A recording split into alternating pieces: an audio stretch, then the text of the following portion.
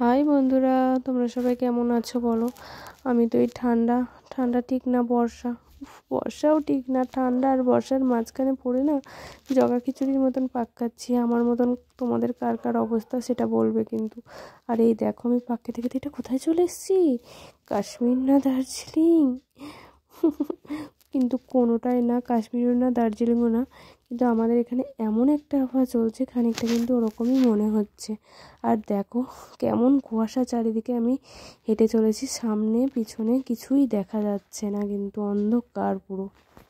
আমরা এই কুয়াশার মধ্যে কোথায় চলে এসেছি বলো তো, তোমরা তো দেখতেই পাচ্ছ নিশ্চয়ই। মাঠে চলে এসেছি। আর এত সকাল সকাল মাঠে আসার কারণ হলো এই যে মটর তোলা।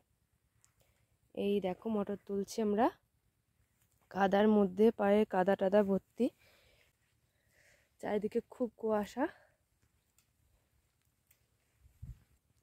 দেখো সামনে কিচ্ছু দেখা যাচ্ছে না।